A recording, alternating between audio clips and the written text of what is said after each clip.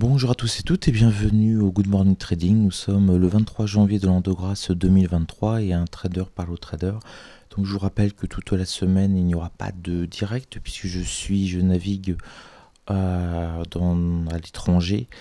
Donc du coup je ne dispose pas de ma connexion chez moi et d'hôtel en hôtel c'est plus ou moins aléatoire. Donc j'essaie d'enregistrer les Good Morning Trading, de vous les envoyer. Donc un petit Good Morning Trading de 15 minutes nécessite à peu près une heure du coup de travail comme ce n'est pas en direct.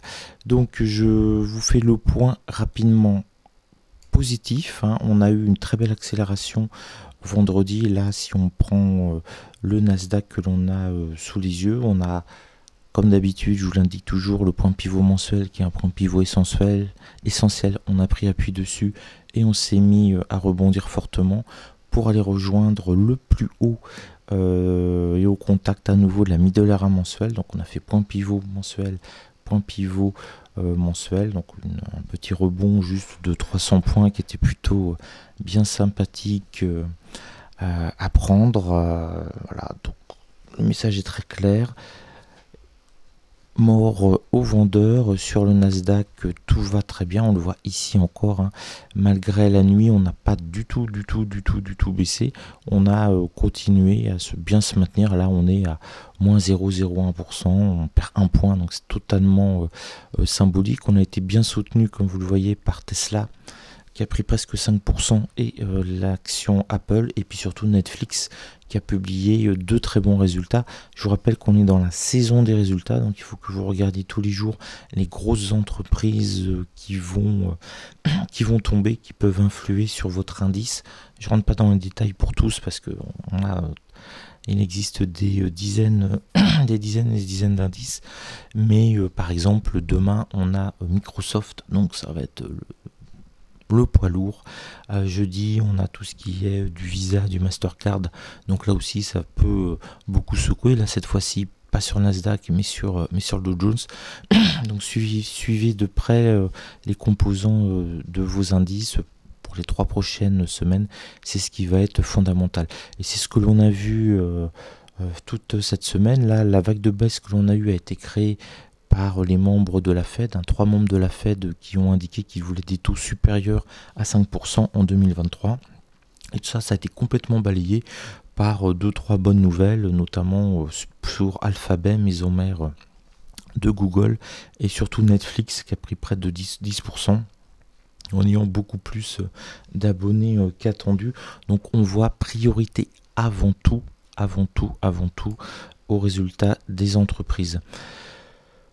Cette nuit, il ne s'est pas passé grand-chose en Asie. On a une progression logique de l'indice japonais qui a suivi Wall Street vendredi. Les bourses chinoises, Hong Kong, Malaisie sont fermées. Alors ça, on arrive dans le nouvel an chinois. Donc Taïwan, Corée du Sud, Malaisie, Singapour, Hong Kong, Chine, bourse fermée cette nuit. Et comme on arrive dans le nouvel an chinois, on a énormément de jours fériés sur les marchés asiatiques à partir de maintenant et on rajoute tout le mois de février. Donc voilà, c'est pour ça aussi ce qui explique qu'il ne s'est pas passé grand chose cette nuit sur futur, une stabilisation puisqu'on avait la Chine, Taïwan et compagnie qui étaient fermés. Donc à quoi s'attendre aujourd'hui? On a une belle dynamique sur Nasdaq, ils veulent monter, c'est clair. Si on a 1, 2, 3 bons résultats d'entreprise, si mardi Microsoft est très bon, ils vont breaker la middle area mensuelle et aller rechercher facilement, à mon avis, le plus haut du mois précédent. On arrivera sur la fameuse zone 750, tous les 250 points. Et là, si on le break, on va aller chercher la RA mensuelle à 12 000. On a vraiment une dynamique très positive sur les valeurs technologiques américaines.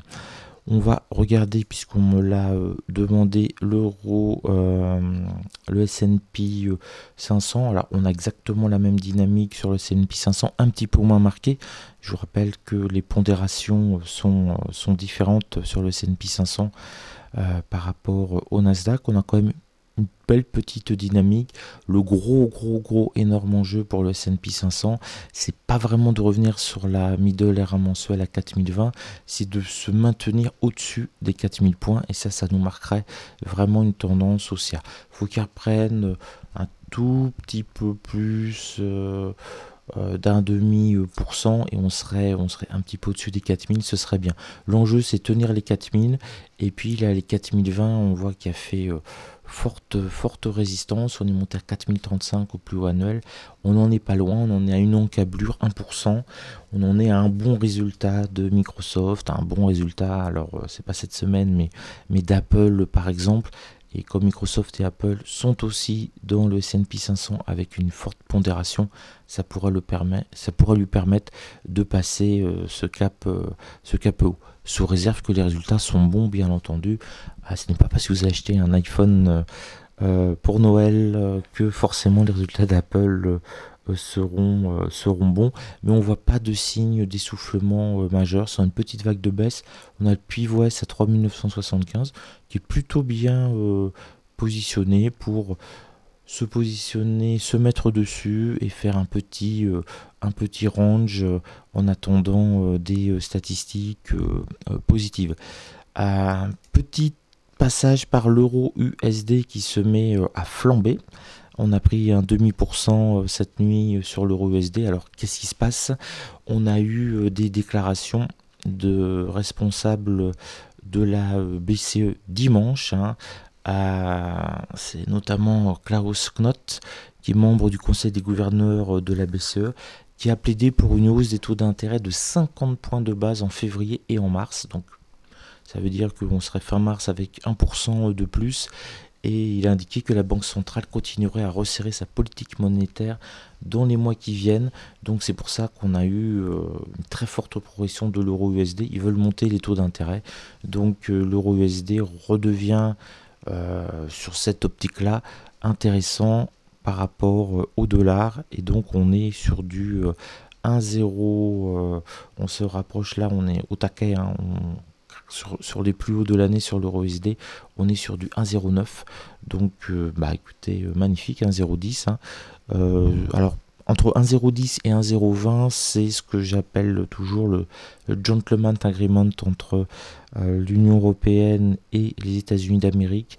C'est une parité qui convient aux deux entités économiques, pas trop cher ni pour l'un ni pour l'autre, permettant de favoriser les exportations et acceptable pour l'achat des matières premières. Donc là, on revient dans le bas du canal indice, qui est un canal, somme toute, assez classique à long terme sur l'euro USD. Indice 1,20, ça a été ce qui nous a porté pendant des années avant le Covid, etc. Et les changements majeurs de politique monétaire. Mais en tout cas, c'est intéressant de remarquer que on est on revient dans la norme, et on a l'année 2023 sera peut-être le retour de la normalisation économique. Je vous scanne rapidement les marchés européens et je reviendrai sur la particularité du Dow Jones. Le CAC 40, tant qu'il est au-dessus de 7000 points, tout va très bien pour lui. Il reprend encore 23 points. Il a clôturé vendredi au-dessus des 7000 points. Il continue là en pré-market à monter plus que gentiment. Donc tout va bien. Il n'y a pas encore de signal de short majeur sur le CAC 40. On a eu une petite alerte sur la journée de jeudi. Les marchés américains sont bien repartis. Voilà, souligner quand même que le CAC 40 n'a pas récupéré son plus haut. Donc il y a peut-être maintenant une phase d'hésitation. C'est un peu difficile d'acheter massivement au-dessus des 7000 points. Le top du top, ce sera un retracement, notamment ici sur les 6935-40, qui serait intéressant. Là, il y aura un petit peu plus de monde pour rentrer à l'achat. Mais là, on va voir ce qui va se passer à l'ouverture des marchés européens, s'ils vont se maintenir le côté optimiste. Mais attention, c'est un rattrapage quand même de ce qui s'est passé vendredi soir aux États-Unis. Le DAX, écoutez, tout va bien pour lui aussi. Il est toujours en phase haussière, il est toujours au-dessus des 15 000. Donc si on a une petite vague baissière, reprenez le plus bas de la semaine précédente à 14 955. Il nous fera peut-être 14 950 cette fois-ci. Mais ici, c'est une bonne... si ça retourne dessus, qu'on se met à rebondir, c'est vraiment une très très belle zone d'achat pour une réintégration des 15 000. Et la journée est finie. Et je ne partirai pas sans vous montrer le Dow Jones qui a une caractéristique quand même assez intéressante, c'est qu'il ne s'est pas remis de la chute de mercredi et jeudi. Il a récupéré un tiers en fait. Donc on a le Nasdaq qui lui est, et c'est très impressionnant de regarder la différence entre les deux. Là je vous mets le Nasdaq qui est vraiment au taquet, qui est prêt à briquer les points hauts, qui est prêt à foncer vers 11 750 et peut-être les 12 000.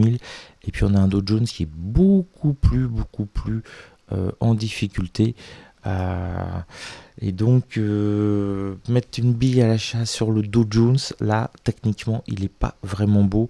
Il faudra mieux privilégier une petite vague baissière à nouveau sur le Dow Jones, un retour sur le plus bas du mois précédent, au contact légèrement sous les 33 000, peut-être les 32 940 950. Ce sera un très beau point d'entrée. Là il peut effectivement réintégrer le point pivot mensuel. C'est plus 0,80 à faire, il n'en est pas loin. On a de belles petites bougies bleues qui ont une bonne tête, mais on n'a pas une dynamique énorme. Il a vraiment peiné vendredi à repartir alors que le Nasdaq s'est complètement envolé.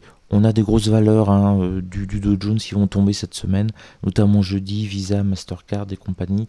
Donc là, ça risque de faire la différence. Voilà. Écoutez, je vais l'uploader maintenant cette vidéo et je vais faire la version premium pour les gens de mon école. Je vous souhaite plein de bonnes choses et on se retrouve demain matin. Alors demain matin, je suis en transport, avion, train et compagnie. Je vais essayer de vous faire quelque chose, mais ce sera tourné probablement vers 6 heures du matin. Voilà, je vous embrasse et je vous souhaite une belle journée de trading.